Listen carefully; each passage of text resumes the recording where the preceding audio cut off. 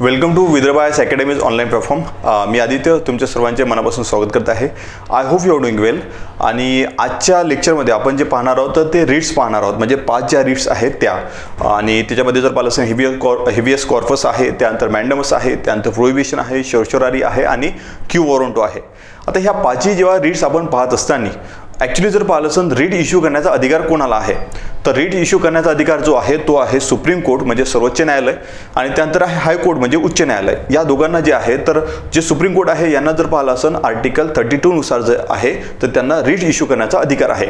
आणि त्यानंतर जे तुमचं हायकोर्ट जे आहे किंवा उच्च न्यायालय जे आहे तर त्यांना आर्टिकल 226 म्हणजे अनुच्छेद 226 नुसार जो आहे त्यांना अधिकार दिलेला आहे. आता हे अधिकार किंवा हे जे रीड्स आहे हे केव्हा इश्यू करत असतात, जेव्हा फंडामेंटल राईट्सचं जेव्हा व्हायोलेशन होते. ठीक आहे, म्हणजेच काय आहे तुमचं जेव्हा मूलभूत अधिकारांचं जेव्हा उल्लंघन होत असते त्या केसमध्ये जे आहे हे रीड्स जे आहे इश्यू केल्या जातात. आता जर पाहिलं असेल या केसमध्ये जे आहे रीड इश्यू करण्याच्या बाबतीत जेव्हा फंडामेंटल राईटचं जेव्हा उल्लंघन होणार आहे त्याच वेळेस तुम्ही सुप्रीम कोर्ट आणि हायकोर्टमध्ये दोन्हीमध्ये जाऊ शकता.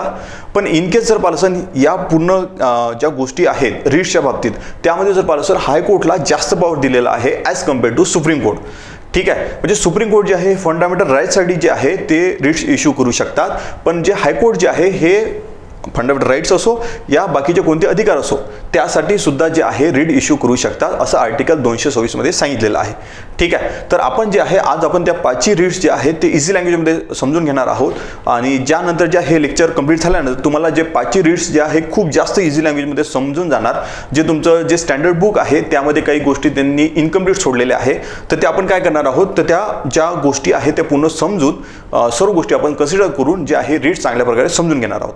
ठीक आहे, सो पहिलं जे आहे की आता जसं मी सांगितलं अनुच्छेद 32 नुसार जे आहे सुप्रीम कोर्ट किंवा सर्वोच्च न्यायालयासाठी जे रीड्स आहे त्यानंतर अनुच्छेद 226 नुसार जे आहे ते हायकोर्ट किंवा उच्च न्यायालयासाठी आहे.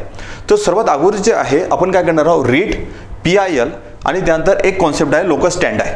हे तिन्ही कॉन्सेप्ट आपण काय करून घेणार आहे समजून घेणार आहोत. जर एखाद्या व्यक्तीसोबत म्हणजे रीडचा अर्थ काय आहे की एखादा इंडिव्हिज्युअल व्यक्ती असेल. ठीक आहे, एखादा इंडिव्हिज्युअल व्यक्ती असेल.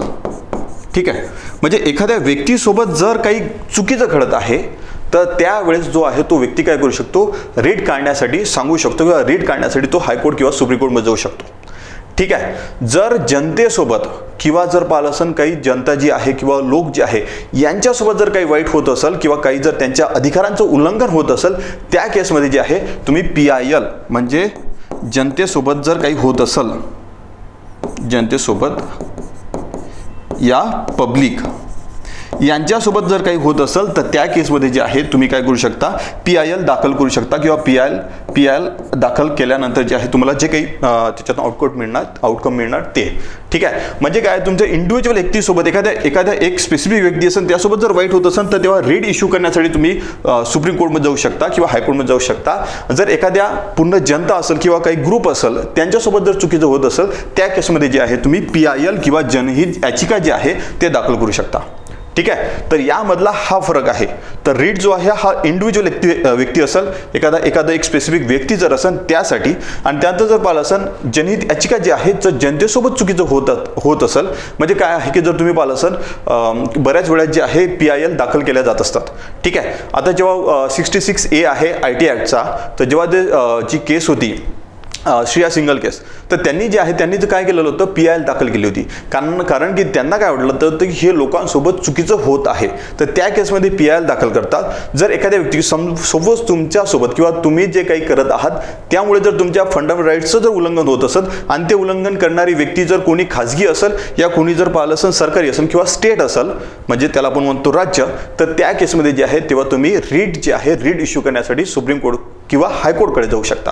त्यानंतर जर पाहिलं असेल जसं की CRPC असते, IPC असते, तसं जे आहे सुप्रीम कोर्ट आणि हायकोर्टचे असे रूल्स आहे. SCR रूल आहे 213चे. जेव्हा तुम्ही रीड किंवा PIL किंवा अशा काही गोष्टी जेव्हा तुम्ही याच्यामध्ये दाखल करत असतात कोर्टमध्ये त्यामध्ये तेव्हा सांगण्यात या फॉर्मॅटमध्ये असलं पाहिजे, ह्या गोष्टी इथं असल्या पाहिजे, या गोष्टीमध्ये तुम्ही ह्या गोष्टी समजून सांगणार आहेत. ह्या सर्व गोष्टी त्याच्यामध्ये जर पाहिलं असेल ह्या मेन्शन असते त्यांच्या SCR रूलमध्ये. ठीक आहे, लोकस स्टँड म्हणजे काय? आता एक कॉन्सेप्ट आहे लोकस स्टँड म्हणजे जो समोर आपल्याला हे ज्या गोष्टी आहे ना, हे मी आता का तुम्हाला एक्सप्लेन करून सांगत आहे, कारण की जेव्हा तुम्ही आपण समोर जसं रीड्स पाहणार आहोत तर त्यावेळेस हे कॉन्सेप्ट येणार आहे. तो लोकस स्टँड म्हणजे काय? एखादा व्यक्ती जर फिजिकली प्रेझेंट असेल, सपोज तुम्ही कोर्ट आहे, कोर्टमध्ये जर तुमचा फ्रेंड आहे, त्या फ्रेंडसोबत काहीतरी घडलेलं आहे आणि तुम्ही कोर्टमध्ये गेलेले आहे आणि कोर्टमध्ये गेल्यानंतर तुम्ही काहीतरी गोष्टी तिथं सांगितल्या आणि आम्हाला रिलीफ पाहिजे किंवा अशा गोष्टी तुम्ही बोलले, तर तो ज्याच्यासोबत घडलेला आहे तो व्यक्ती जर पाहिला असेल तर तो व्यक्ती तिकडे आहे. तर तो व्यक्ती तिथं असल्यानंतर तो फिजिकली कोर्टमध्ये प्रेझेंट आहे का? नाही आहे. फिजिकली प्रेझेंट कोण आहे? तुम्ही आहे. तो व्यक्ती फिजिकली प्रेझेंट नाही आहे म्हणजे काय आहे का लोकस स्टँड तिथं अप्लाय नाही झाला. जर तो ज्या व्यक्तीसोबत चुकीचं घडलेलं आहे तो स्वतः कोर्टमध्ये जाऊन सांगत आहे, तो तिथं फिजिकली प्रेझेंट आहे, त्या गोष्टीला म्हटल्या जात असते लोकस स्टँड आहे. आणि त्यानंतर जर पाहिलं रीड जी आहे तर रीडमध्ये जर पाहिलं की बऱ्याचशा रीड्समध्ये म्हणजे 2 रीड्स सोडल्या तर 3 रीड्स जे आहेत त्याच्यामध्ये लोकस स्टँड अप्लाय होतो आणि 2 रीड्स जे आहेत त्यामध्ये लोकस स्टँड अप्लाय होत नाही. आणि PIL मध्ये सुद्धा लोकस स्टँड अप्लाय होत नाही. ठीक आहे. लोकस स्टँड म्हणजे काय? एक तुम्ही एका टर्ममध्ये जर किंवा एखाद्या वाक्यात जर तुम्हाला समजून घ्यायचं असेल तर त्यामध्ये अर्थ होतो का फिजिकली प्रेझेंट असणं या नसणं. जर फिजिकली प्रेझेंट आहे म्हणजे लोकस स्टँड आहे, जर फिजिकली प्रेझेंट नसेल तर लोकस स्टँड अप्लाय नाही आहे. ठीक आहे. तर हे झाले 3 कॉन्सेप्ट, लोकस स्टँड, जनहित याचिका आणि रीट. त्यानंतर आहे पहिली रीट, ती आहे तुमची हेबियस कॉर्पस. ठीक आहे. पहिली रीट कोणती आहे तुमची? हेबियस कॉर्पस म्हणजे बंदी प्रत्यक्षीकरण म्हणजे टू हॅव बॉडी किंवा शरीर ताब्यात घेणे, हा असा तुम्हाला अर्थ आहे. आता जर पाहिलं असेल हे जेव्हा रीट आहे, आता रीट जर पाहिली असेल तर हे केव्हा रीट इश्यू केल्या जात असते? जेव्हा एखाद्या व्यक्तीचं जर तुम्ही बेकायदेशीरपणे त्याला अटक करत असाल म्हणजे एखाद्या व्यक्तीचं इलिगल डिटेन्शन जर तुम्ही केलं असेल त्याची इन्क्वायरी करण्यासाठी ही जी रीट आहे ही रीट जी आहे इश्यू केल्या जात असते. ठीक आहे. आता आहे जर पाहिलं असेल तर जेव्हा मी तुम्हाला सांगितलं की इलिगल डिटेन्शन असो किंवा बेकायदेशीरपणे जर कोणाला अटक केली असेल त्या केसमध्ये जे आहे हे हेबियस कॉर्पस जी आहे ती रीट इश्यू केल्या जात असते. ठीक आहे. ते सुप्रीम कोर्टकडून सुद्धा इश्यू केल्या जात असते आणि त्यानंतर जर पाहिलं असेल तुमचं हायकोर्टकडून सुद्धा इश्यू केल्या जात असते. कधी केल्या जात असते का? आता सपोज जर इलिगल डिटेन्शन म्हणजे काय? बेकायदेशीरपणे तुम्ही कोणाला अटक करत असाल त्याचे जे आर्टिकल आहे म्हणजे राईट टू लाईफ आणि राईट टू फ्रीडम म्हणजे स्वातंत्र्याचा हक्क आणि त्यानंतर मला जीवन जगण्याचा हक्क म्हणजे तुम्ही काय करत आहात 21 आणि 19 जे आहे हे आर्टिकल तुम्ही काय करून घेत आहे की त्याचं व्हायोलेशन होत आहे म्हणजे तुमचा फंडामेंटल राईटचं काय होत आहे? व्हायोलेशन होत आहे. आता इलिगल डिटेन्शन जे आहे हे कोणत्याही ॲक्टमध्ये होऊ शकते. सपोज जर पाहिलं असेल जेव्हा इमर्जन्सी लागली होती तेव्हा मिसा होता एक ॲक्ट, त्यानंतर जर पाहिलं असेल अगोदर पोडा ॲक्ट होता. ठीक आहे. त्यानंतर जर पाहिलं असेल टाडा ॲक्ट होता. त्यानंतर जर पाहिलं असेल एक जो UAPA आहे आता ॲक्ट. तर अशा ॲक्टनुसार जर तुम्ही किंवा असे जे ॲक्ट्स आहेत तर त्यानुसार जर तुम्ही इलिगली कोणाला डिटेन करत असाल ना तर त्या केसमध्ये जे आहे तुम्ही सुप्रीम कोर्ट किंवा हायकोर्ट जे आहे तर ते रीट इश्यू करणार. म्हणजे काय आहे का याची इन्क्वायरी करण्यासाठी किंवा याची चौकशी करण्यासाठी जे आहे तुम्ही ही रीट जे आहे इश्यू करता. आता हे जर पाहिलं असेल खाजगी असो या राज्य असो. ठीक आहे. खाजगी असो या राज्य असो म्हणजे अगेन्स्ट प्रायव्हेट इंडिव्हिज्युअल व्यक्ती असो या तुमचं स्टेट असो यांच्या दोघांच्याही अगेन्स्ट अवेलेबल आहे. ठीक आहे. तर आता जो दुसरी गोष्ट आहे की बऱ्याचदा टू हॅव बॉडी आणि दुसरी गोष्ट म्हणजे जे तुम्ही बऱ्याचदा ऐकलेलं असणार की याचा हा जो वर्डचा मिनिंग दिलेला किंवा हे जे तुम्हाला सेंटेन्स दिलेलं आहे किंवा फ्रेज आहे तर हे जर पाहिलं असेल टू हॅव बॉडी किंवा जर पाहिलं असेल शरीर ताब्यात घेणे. पण ॲक्च्युली जर पाहिलं असेल ना जेव्हा रीट असते तर या रीटमध्ये पाहिलं असेल की असं नाही आहे, हे फक्त याचं इलिगल डिटेन्शनची इन्क्वायरी करणं आहे. याचा अर्थ हा नाही की नेहमी जो व्यक्ती तिथं असेल ज्याला अटक केलेली आहे त्याला कोर्टसमोर हजर केलंच पाहिजे. यावेळेस जर पाहिलं असेल तर त्याच्यासमोर कोर्टसमोर हजर करू शकते किंवा कोर्टसमोर हजर करू शकत नाही. जेव्हा याची इन्क्वायरी जेव्हा सुरू राहते, जेव्हा इलिगल डिटेन तुम्हाला केलं असेल त्याची इन्क्वायरी जेव्हा सुरू राहते त्या इन्क्वायरी सुरू असताना जेव्हा कोर्टला वाटलं की ठीक आहे त्या व्यक्तीला तुम्ही आणा तर त्या केसमध्ये जे आहे त्या व्यक्तीला आणू शकते आणि त्या व्यक्तीला आणल्यानंतर त्याला विचारू शकते तुला का ठेवू शकत नाही याच्यामध्ये आपण काय म्हणतो त्याला तुला अटक करून का ठेवू शकत नाही किंवा तुला जर पाहिलं असेल मग त्या केसमध्ये जर वाटलं की इलिगली याला डिटेन केलेलं आहे जी प्रॉपर प्रोसिजर फॉलो नाही केलेली आहे त्या केसमध्ये जे आहे ते पोलिसला सुद्धा विचारू शकतात याला अटक का केली. ठीक आहे. म्हणजे दोन्हीही पॉसिबिलिटी आहे की जर एखाद्या व्यक्तीला अटक केलेलं असेल इलिगली डिटेन त्या व्यक्तीला सुद्धा विचारलं जाऊ शकते जर त्याला प्रॉपर जर डिटेन केलं असेल की तुला का नाही ठेवू शकत. आणि त्यानंतर जर पाहिलं असेल त्याला जर इलिगल डिटेन केलं असेल तर तुम्ही जे आहे जे कोर्ट जे आहे ते पोलिसला विचारू शकते की तुम्ही याला कसं काय अटक केलं, याला लवकरात लवकर घरी पाठवा. ठीक आहे. आणि या केसमध्ये जर पाहिलं असेल लोकस स्टँड आहे अप्लाय होत नाही. लोकस स्टँड आहे या केसमध्ये जर पाहिलं असेल अप्लाय होत नाही, हे गोष्ट लक्षात ठेवा.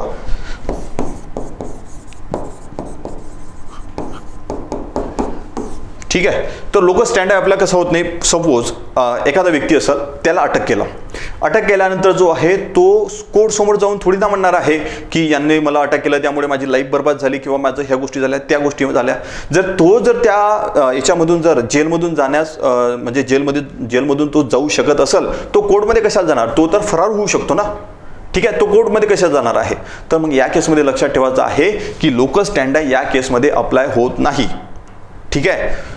पहिली तर गोष्ट आहे या केसमध्ये म्हणजे ही जे रीट आहे यामध्ये दोन गोष्टी लक्षात ठेवायच्या आहे, प्रायव्हेट आणि स्टेट. आता प्रायव्हेट म्हणजे काय, खाजगी व्यक्ती. खाजगी व्यक्ती जर एखाद्या व्यक्तीने तर कोणत्या तरी कॅपॅसिटीमध्ये तरी तुम्ही कोणाला अटक करताय, म्हणजे पोलीस आहे, कधी कधी तुम्ही पाहिलं असाल ते सिव्हिल ड्रेसमध्ये येत असतात आणि तुम्हाला अटक करून घेऊन जात असतात. तर तो जो व्यक्ती आहे तो प्रायव्हेट आहे, पण तो जो ड्युटी परफॉर्म करत आहे हे सरकारी ड्युटी परफॉर्म करत आहे. तर त्यामुळे जर पाहिलं असेल तुमचं स्टेट असो या तुमचा प्रायव्हेट इंडिव्हिज्युअल असो किंवा खाजगी व्यक्ती असो, त्याच्या अगेन्स्ट सुद्धा हे जे आहे ही रीट अवेलेबल आहे. ठीक आहे. तर विरोधात अवेलेबल आहे, खाजगी आणि राज्य यांच्या दोघांच्या विरोधात अवेलेबल आहे. इलिगल डिटेन्शन किंवा बेकायदेशीर अटक झाली असेल त्याची चौकशी करण्यासाठी. ठीक आहे. त्याची काय करणं आहे, तुम्हाला चौकशी करण्यासाठी जर पाहिलं असेल हे केले जात असते. आणि लोकस स्टँड याच्यामध्ये अप्लाय होत नाही. आणि असं नाही आहे की नेहमीच त्या व्यक्तीला जे आहे तुम्ही कोर्ट समोर आणलंच पाहिजे. कोर्ट जेव्हा विचारणार त्या केसमध्ये ज्या कोर्टने जेव्हा विचारलं त्या व्यक्तीला आणा तर आणणार, जेव्हा कोर्टला वाटलं की नाही आणायची गरज नाही आहे तर नाही आणू शकत. ठीक आहे. तर हे झालं तुमचं हेवियस कॉर्पस. त्यानंतर सेकंड नंबरची जे तुमची रीट आहे ती आहे मॅन्डमस. मॅन्डमस म्हणजे काय, वी कमांड, आम्ही आज्ञा देतो. आता काय आहे किंवा जेव्हा सुपिरियर कोर्ट असते म्हणजे जे वरिष्ठ कोर्ट आहे, जसं मी तुम्हाला सांगितलं की आता सपोज सुप्रीम कोर्ट आहे, हाय कोर्ट आहे, त्यानंतर तुमचं डिस्ट्रिक्ट कोर्ट आहे, त्यानंतर तुमचं सबऑर्डिनेट कोर्ट आहे आणि तुमचं ग्राम न्यायालय आहे. हे जे कोर्ट आहे, ठीक आहे, हे जे कोर्ट आहे यांना म्हटलं जात असते कनिष्ठ कोर्ट किंवा इन्फिरियर कोर्ट. कनिष्ठ किंवा इन्फिरियर. आणि त्यानंतर जर पाहिलं असत हे जे कोर्ट आहे या कोर्टला, हे दोन्ही कोर्टला म्हटलं जात असते वरिष्ठ किंवा सुपिरियर कोर्ट. ठीक आहे. वरिष्ठ किंवा सुपिरियर. आता तुम्ही म्हणसाल म्हणजे बऱ्याचदा तुम्हाला वाटत असेल किंवा जे तुमचं हायकोर्ट जे आहे हे सुप्रीम कोर्टच्या कंपॅरिझनमध्ये हे लोअर कोर्ट आहे. तर हे चुकीचं स्टेटमेंट आहे. तुम्ही विचार करा, जर तुमचं कनिष्ठ न्यायालय असतं as compare to Supreme Court तर त्याला जे अधिकार दिला, तुम्ही इथंच पहा, आपण जेव्हा डिस्कस करत आहे तर या केसमध्ये जर पाहिलं असेल रीट इश्यू करण्याचा अधिकार जास्त दिलेला आहे तुमच्या हायकोर्टला. ठीक आहे. त्यानंतर तुम्ही दुसरी गोष्टी पाहिलं असाल की कंटेम्प्ट ऑफ कोर्ट सुद्धा जर पाहिलं असेल सुप्रीम कोर्ट त्यांच्यासाठी करू शकते, हायकोर्ट त्यांच्यासाठी सुद्धा आणि जे लोअर ज्युडिशरी आहे यांच्यासाठी सुद्धा. दुसरी गोष्ट अशी आहे की तुम्ही जर पाहिलं असाल की एक सेंटर स्टेट म्हणजे जर पाहिलं असेल केंद्र आणि राज्य यांचा वादविवाद काही जर असेल ते केस जर सोडली ना तर बाकीच्या सर्वच ते हायकोर्ट करू शकते डील. म्हणजे जर पाहिलं असेल एखाद्या घटना दुरुस्तीबद्दल जर त्यांना काही निर्णय घ्यायचा असेल ते सुद्धा हायकोर्ट घेऊ शकते. ठीक आहे. म्हणून सुप्रीम कोर्ट केव्हाही हायकोर्टला रीट इश्यू करू शकत नाही, कोणती मॅन्डमस, हे लक्षात ठेवायचं आहे. जर तुम्हाला स्टेटमेंट असं कधी आलं की जे सर्वोच्च न्यायालय आहे तर रीट इश्यू म्हणजे सर्वोच्च न्यायालय हायकोर्टला रीट इश्यू करू शकते का, तर हे करते का म्हटल्यापेक्षा करते, तर हे चुकीचं स्टेटमेंट आणणार आहे. कधीच सुप्रीम कोर्ट हायकोर्टसाठी हे रीट इश्यू करू शकत नाही. हे जर पाहिलं असेल जे कनिष्ठ कोर्ट आहे, इन्फिरियर कोर्ट आहे त्यांच्यासाठी करू शकते. ठीक आहे. आणि त्यानंतर लक्षात ठेवायचं आहे की हायकोर्टचं अजून तुम्ही दुसरी गोष्ट हायकोर्टचं पहा, collegium system more or less same आहे. ठीक आहे. त्यांचं qualification more or less same आहे. म्हणजे काय आहे की फक्त त्याचं जे एरिया आहे तो फक्त स्टेट पुरता आहे, तर त्याचा असा मिनिंग होत नाही की त्याच्या कनिष्ठ न्यायालय आहे म्हणून. ठीक आहे. तर म्हणून जर पाहिलं असाल तर तुमचं हायकोर्ट जे आहे सुप्रीम कोर्टचं कनिष्ठ न्यायालय नाही आहे, हे पॉईंट लक्षात ठेवायचं आहे. म्हणून काय आहे की जेव्हा रीट इश्यू केल्या जात असते तर ते कोणाकोणासाठी इश्यू केल्या जाते, ते इन्फिरियर कोर्ट, त्यानंतर पब्लिक सर्वंट आणि त्यानंतर गव्हर्नमेंट बॉडी. म्हणजे काय, कनिष्ठ न्यायालय, त्यानंतर जे आहे कनिष्ठ न्यायालय, त्यानंतर जे आहे सरकारी नोकर, ठीक आहे, सरकारी नोकर, त्यानंतर जर पाहिलं असाल सरकारी संस्था, तर यांच्यासाठी जे आहे हे रीट इश्यू केल्या जात असते. आता रीट इश्यू केल्यानंतर जर पाहिलं असेल तर आता याच्यामध्ये काय आहे का, जर एखादा व्यक्ती त्याचं जे काम आहे किंवा त्याचं जे कार्य आहे ते जर करत नसेल तर त्या केसमध्ये जे आहे, जे तुमचं सुपिरियर कोर्ट आहे किंवा हायर ज्युडिशरी आहे, तर ते काय करणार, ते रीट इश्यू करणार आणि तुम्हाला हे काम करण्यासाठी सांगणार. ठीक आहे. पण आता जर पाहिलं असेल की जेव्हा हे इन्फिरियर कोर्ट आहे किंवा पब्लिक सर्वंट आहे किंवा गव्हर्नमेंट तुमची बॉडी आहे, यांच्यासाठी जेव्हा इश्यू केल्या जात असते, तर तुम्ही गोष्ट लक्षात ठेवायची आहे की ते स्पेसिफिक असलं पाहिजे. तुम्ही यासाठी रीट इश्यू करू शकत नाही की आजकाल मुंबई पोलीस काम नाही करत आहे.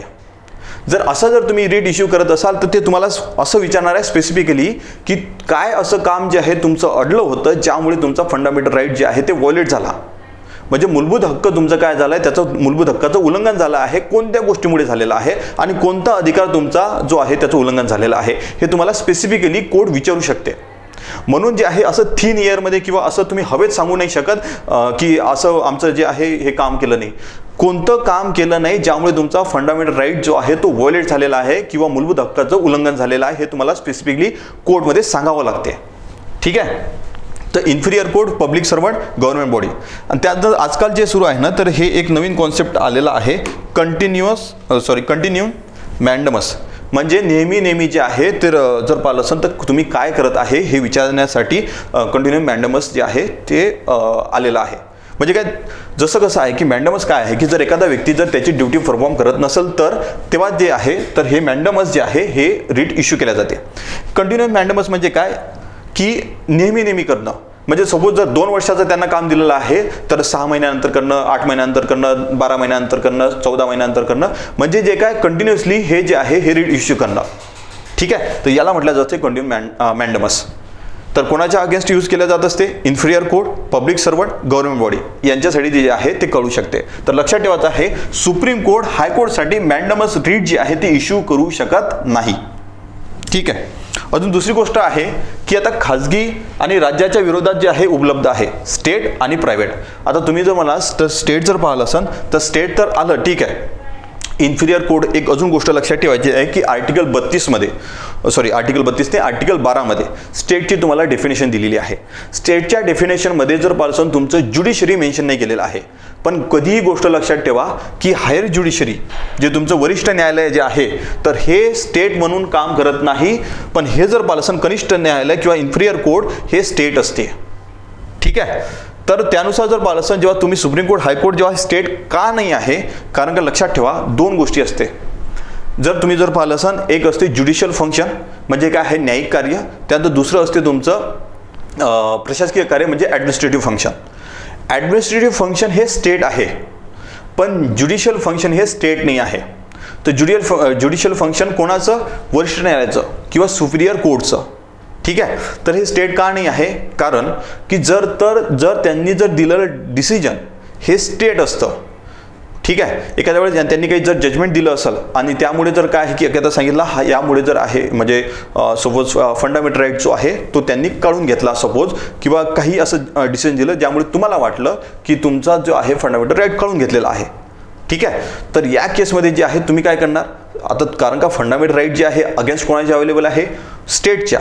मग स्टेटच्या अगेन्स्टमध्ये असल्यानंतर तुम्ही काय करणार, तुम्ही त्याला आव्हान देणार. आव्हान दिल्यानंतर ते कुठं जाणार, तुम्ही कोर्टमध्ये जाणार.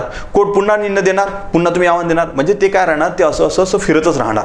आणि ज्यामुळे कॉन्स्टिट्यूशन इव्हॉल्व्ह व्हायला पाहिजे, संविधान त्याचं विकसित व्हायला पाहिजे, तसं संविधान जे आहे ते विकसित होणार नाही. त्यामुळे लक्षात ठेवायचं आहे का सुप्रीम कोर्ट किंवा हायकोर्टचं ज्युडिशियल फंक्शन म्हणजे न्यायिक कार्य हे स्टेट नाही आहे, पण त्याचं ॲडमिनिस्ट्रेटिव्ह फंक्शन किंवा प्रशासकीय कार्य जे आहे हे स्टेट आहे.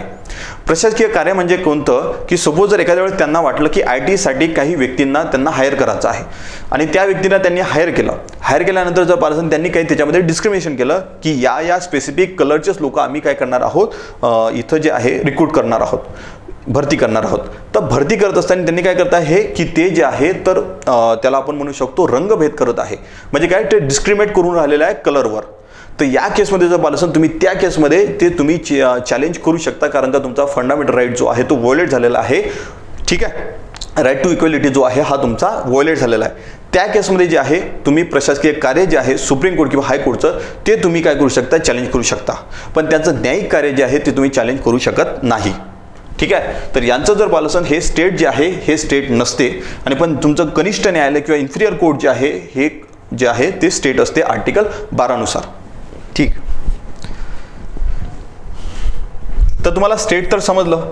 त्यानंतर आहे प्रायव्हेट इंडिव्हिज्युअल. आता प्रायव्हेट इंडिव्हिज्युअल जर असेल एखादा कोणी, सपोज जर तुम्ही जर पाहिलं असेल आधार कार्ड एनरोलमेंट सेंटर असते आणि त्यांनी जर म्हटलं की नाही तू या स्पेसिफिक कास्टचा व्यक्ती आहे त्यामुळे तुला मी इथं जे आहे ते तुझं आधार कार्ड एनरोलमेंट करू शकत नाही. ठीक आहे, असं त्यांनी म्हटलं. त्यामुळे सर सुद्धा पाहिलं असेल तुमचं राईट टू इक्वॅलिटी जे आहे तर ते जे त्याचं उल्लंघन झालं, तुमचं फंडामेंटल राईटचं काय झालेलं आहे, उल्लंघन झालेलं आहे. तर त्या केसमध्ये त्याच्या अगेन्स्टमध्ये तुम्ही कोर्टमध्ये जाऊ शकता. ठीक आहे. म्हणजे प्रायव्हेट कोणता, जर याचं एक्झाम्पल इथं लिहून ठेवतो की आधार केंद्र, आधार नोंदणी केंद्र. ठीक आहे. आधार नोंदणी केंद्र म्हणजे हे काय आहे, खाजगीच्या अगेन्स्ट सुद्धा अवेलेबल आहे, त्यानंतर राज्याच्या अगेन्स्ट सुद्धा अवेलेबल आहे. दुसरी गोष्ट लक्षात ठेवायची आहे का तुम्ही जे आहे रीट हे संसदेच्या विरोधात अवेलेबल नाही आहे. असं नाही म्हणू शकत की संसदेने हा जो कायदा आहे पास नाही केला आणि ठीक आहे तुम्ही सुप्रीम कोर्ट हे रीट इश्यू करा, तर हे जे आहे संसदेच्या अगेन्स्ट अवेलेबल नाही आहे. जर असं असतं तर आजपर्यंत काही म्हणजे बऱ्याच काही गोष्टी घडलेल्या असत्या. ठीक आहे. दुसरी गोष्ट जर पाहिलं असेल जे डेलिगेटेड लेजिस्लेशन असते, म्हणजे काय आहे की मोटर व्हेकल ॲक्ट आहे किंवा अजून दुसरा कोणता ॲक्ट आहे, तर तो जो ॲक्ट आहे ते संसदेने पास केला आणि त्याच्यामध्ये जर पाहिलं असेल काही नियम आहे किंवा काही रूल्स आहे आणि ते रूल्स जे आहे ते त्यांनी ते एक्झिक्युटिव्ह जे आहे किंवा कार्यकारी मंडळाने ते बनवले नाही.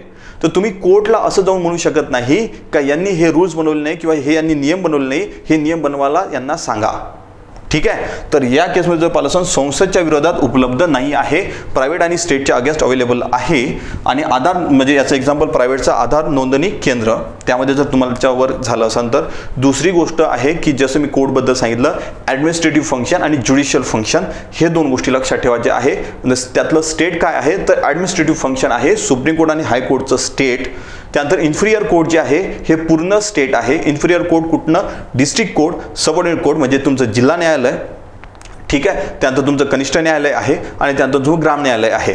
ठीक आहे. तर असं जर पाहिलं असेल तर ते तुमचे काय आहे, त्याला आपण काय म्हणू शकतो, हे स्टेटच्या डेफिनेशनमध्ये आहे. काही गोष्टी पहा, कधी कधी जर पाहिलं असेल तुमच्या याच्यामध्ये जे तुमची स्टँडर्ड बुक असते त्याच्यामध्ये काही गोष्टी मेन्शन केलेल्या नसतात, ते कोर्टनी सांगितलेल्या असतात. ठीक आहे. तर त्या गोष्टी तुम्हाला जे आहे ते समजून घ्यावं लागणार आहे. जेव्हा कॉन्सेप्ट समजणं असते ना तर ते तुम्हाला त्याचं बॅकग्राऊंड समजून घ्यावं लागत असते आणि त्यानंतर जे आहे त्या सर्व गोष्टी तुम्हाला समजून घेऊन तुम्ही काय करू शकता, ते एखादा कॉन्सेप्च्युअल क्वेश्चन आला तो तुम्ही सॉल्व्ह करू शकता. ठीक आहे. तर हे झाल्या दोन रीट समजल्या. एक आहे तुमची हेबियस कॉर्पस, एक आहे तुमची मॅन्डमस. मॅन्डमस म्हणजे आम्ही आज्ञा देतो. आम्ही आज्ञा देतो म्हणजे काय आज्ञा देतो की तुम्ही तुमचं जे कार्य तुम्हाला दिलेलं आहे ते तुम्ही कार्य करा. ठीक आहे.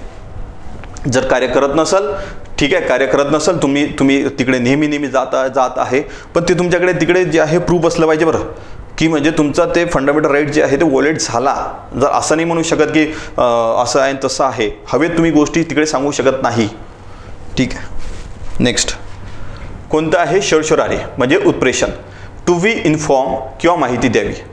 आता हे जे आहे जर पाहिलं असेल वरिष्ठ न्यायालय कनिष्ठ न्यायालयाला जे आहे हे रीट इश्यू करू शकते. तर तुम्ही लक्षात ठेवायचं आहे की सुप्रीम कोर्ट जे आहे हायकोर्टला रीट इश्यू करू शकते का, हे नाही.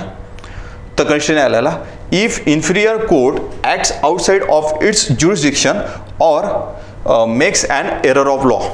सपोज एखाद्या कनिष्ठ न्यायालयाने काय केलेलं आहे की त्याचं जे ज्युरिस्डिक्शन होतं किंवा त्यांनी जर आहे की एकतर त्याच्या आउटसाइड जाऊन त्यांनी निर्णय दिला. ठीक आहे. नाही तर म्हणजे काय झालं की तो कायदा प्रॉपरली समजू नाही शकला. ठीक आहे. एकतर तो काय करू शकला नाही, तो प्रॉपरली समजू नाही शकला आणि एकतर त्याच्या अधिकार क्षेत्राच्या बाहेर जाऊन त्यांनी काम केलेलं आहे. तर या केसमध्ये जर पाहिलं असेल ना तर ते सुपिरियर कोर्ट जे असते ते काय करणार आहे, एक तर त्याचं म्हणजे दोन आउटकम होऊ शकते. एक तर ते जे केस आहे ते डायरेक्ट म्हणणार तू ट्रान्सफर करून दे, तेरे से ना हो पाएगा. ठीक आहे. आणि दुसरी गोष्ट आहे जे ऑर्डर त्यांनी दिलेली आहे त्याला जे आहे ते रद्द करणे, म्हणजे ते ऑर्डरला जे आहे ते काय करणं, रद्द करून टाकणं, की जे कोणता निर्णय दिला असेल ते रद्द करून टाकणं. एक्झाम्पल म्हणजे काय आहे की कन्झ्युमर कोर्टमध्ये गेले आणि कन्झ्युमर कोर्टमध्ये गेल्यानंतर तुम्हाला फाशीची शिक्षा झाली. ठीक आहे. आता जर पाहिलं फाशी शिक्षा कंझ्युमर कोर्ट देऊ शकत नाही. मग हे काय झालेलं आहे, एकतर तो जो आहे तो कायदा समजू शकला नाही, किंवा दुसरी गोष्ट काय आहे की त्याचं अधिकार क्षेत्रच नाही आहे ते. तर त्यावेळेस त्यांनी जे आहे ते चूक केलेली आहे. तर चूक जर तुम्हाला सुधारायची असेल तर उत्प्रेषण किंवा शर्षरारी जी आहे तुम्हाला रीट जे आहे ते काढावी लागणार. ठीक आहे. तर जर कनिष्ठ न्यायालय त्याच्या अधिकार क्षेत्राच्या बाहेर जाऊन निर्णय देत असेल किंवा कायद्याचा चुकीचा अर्थ लावला असेल तर तेव्हा ही जी रीट आहे हे तुम्ही काढू शकता. पहा, शर्षरारी आणि त्यानंतर प्रोहिबिशन, ठीक आहे, म्हणजे उत्प्रेषण आणि प्रतिषेध ह्या दोन जर पाहिला असेल तर ह्या तुम्ही जे आहे तुम्ही सोबत किंवा सायमल्टेनियस दोन्ही तुम्ही समजून घेऊ शकता. याच्यामध्ये काय, शर्षरारीमध्ये हे जी केस झालेली आहे निर्णय बाहेर आलेला आहे, आणि दुसऱ्या केसमध्ये प्रोहिबिशनमध्ये म्हणजे काय होणार आहे का निर्णय जो आहे तो देणार आहे. म्हणजे याच्यामध्ये काय आहे, चूक केलेली आहे त्याच्यामध्ये चूक करणार आहे. हे लक्षात ठेवायचं आहे की टू बी इन्फॉर्म म्हणजे माहिती देणे, आणि त्यानंतर वरिष्ठ न्यायालय कनिष्ठ न्यायालयाला एकतर ट्रान्सफर किंवा ते रद्द करू शकते जो कोणता निर्णय दिला असेल. तर हे त्याचे दोन आउटकम आहे.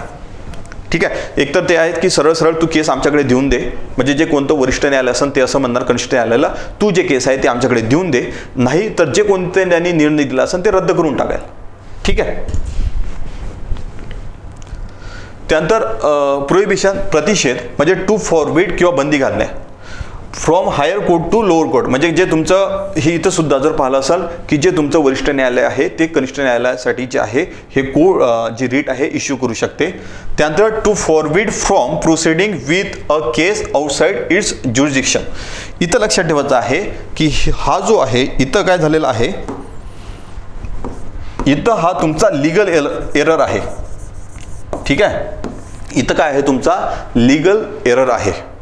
म्हणजे काय आहे की इथं तो कायदाच नाही समजू शकला व्यक्ती. ठीक आहे. तर हा लीगल एरर आहे. आणि इथं जर पाहिलं असेल तर इथं काय आहे, इथं ज्युरिस्डिक्शन एरर आहे, म्हणजे अधिकार क्षेत्राच्या बाहेरच आहे, ज्युरिस्डिक्शन एरर आहे. ठीक आहे.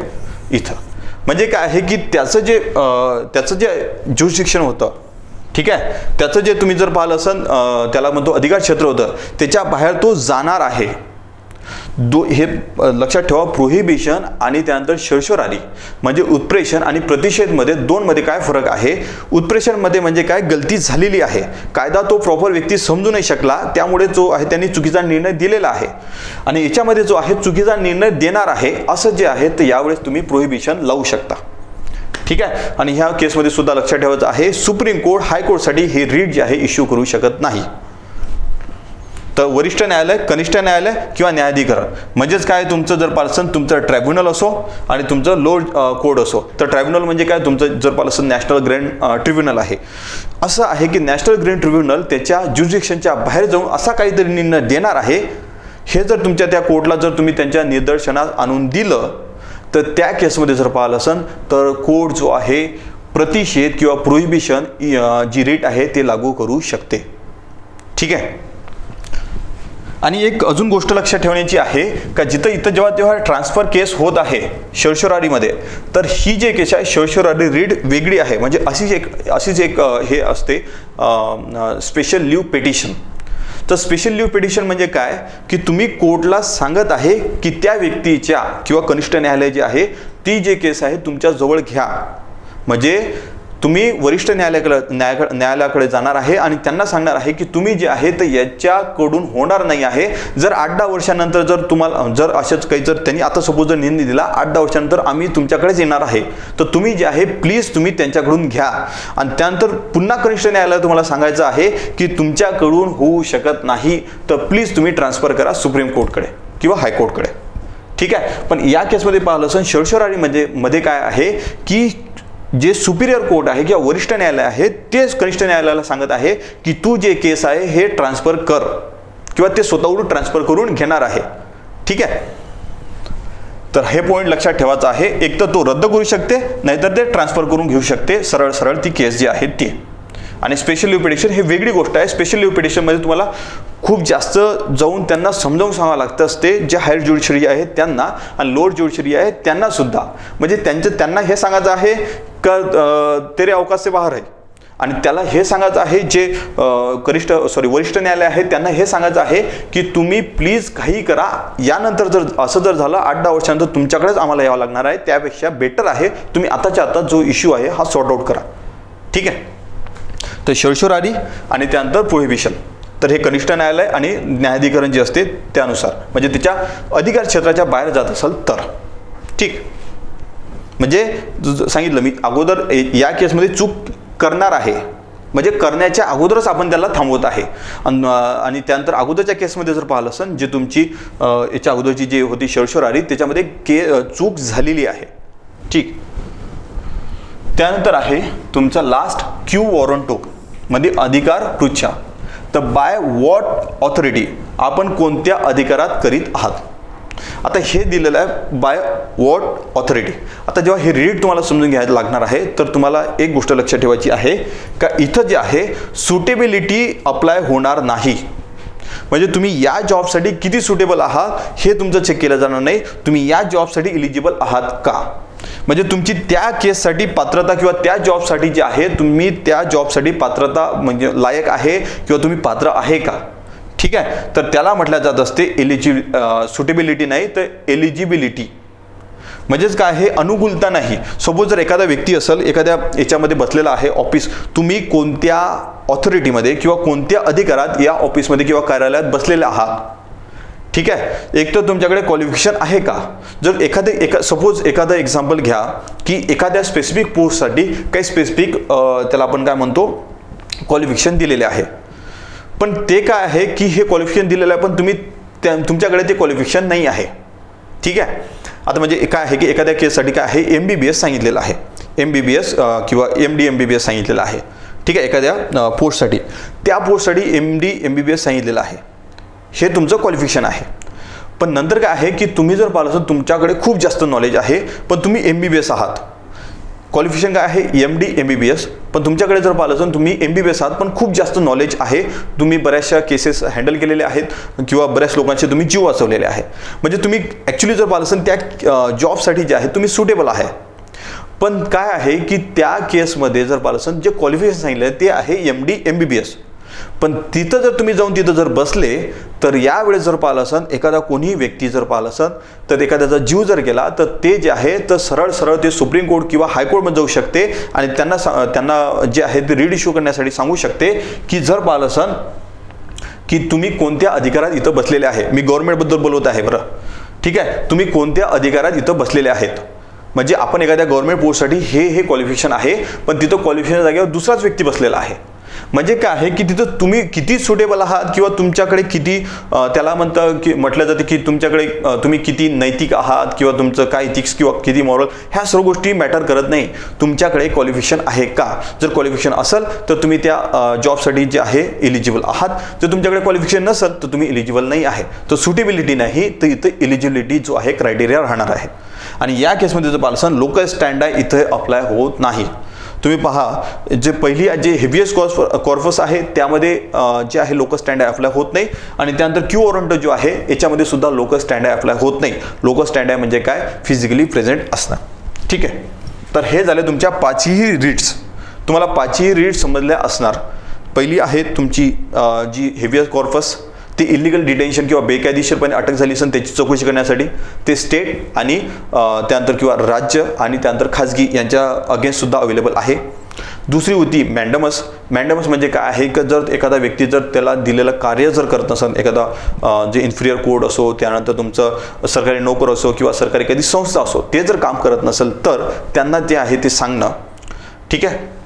त्यानंतर जे आहे तुमची प्रोहिबिशन आणि शर्षोरारीमध्ये काय आहे की ते कायदा प्रॉपरली समजू नाही शकले आणि त्यानंतर त्यांनी निर्णय दिलेला आहे, म्हणजे त्यांनी गलती केलेली आहे किंवा चूक केलेली आहे. आणि प्रोहिबिशनमध्ये काय आहे की चूक करणार आहे. आणि क्यू वॉरंट म्हणजे काय आहे की तुम्ही कोणत्या अधिकारात तिथं बसलेले आहात, तुमच्याकडे तेवढं क्वालिफिकेशन आहेत का. ठीक आहे. तर ह्या 5ही रीड जे आहे तर या वेने आपण प्रॉपरली समजून घेतलेले आहे. काही मी तुम्हाला एक्झाम्पल दिलेले आहे. त्यानंतर याच्यामधल्या काही ज्या इम्पॉर्टंट टर्म्स होत्या ह्या सुद्धा तुम्हाला मी काय केलेलं आहे एक्सप्लेन करून सांगितलं. लोकल स्टँडर्ड सांगितलं, रीड सांगितलं, PIL सांगितलं, याच्यामधला डिफरन्स सुद्धा तुम्हाला मी सांगितलं. ठीक आहे. आणि हे कोणासाठी अवेलेबल असते. त्यानंतर सर्वात महत्त्वाचं जे आहे मी हे सांगितलं तुम्हाला कनिष्ठ आणि वरिष्ठ न्यायालय. तुम्ही लक्षात ठेवायचा आहे, हा पॉईंट नेहमी लक्षात ठेवा, जे हायकोर्ट आहे सुप्रीम कोर्टचं कनिष्ठ न्यायालय नाही आहे. हे स्टेटमेंट कधीही जरी तुम्हाला आलं तर तुम्ही हे जे स्टेटमेंट आहे रॉंग स्टेटमेंट त्याला मार्क करा, राईट स्टेटमेंट हे राहणार नाही. ठीक आहे. आय होप तुम्हाला हे लेक्चर जे आहे तुमच्यासाठी बेनिफिशियल राहणार आणि हे तुम्हाला समजलं असणार. So thank you so much. ही जी नोट्स आहे तुम्हाला अवेलेबल करून मिळणारच आहे. तसं याच्यावर टेलिग्राम चॅनलवर आलं तर टेलिग्राम चॅनलवरच राहणार, ही तुम्हाला नोट्स मिळून जाईल. ठीक आहे. आय होप तुम्हाला समजलं असणार. Thank you so much.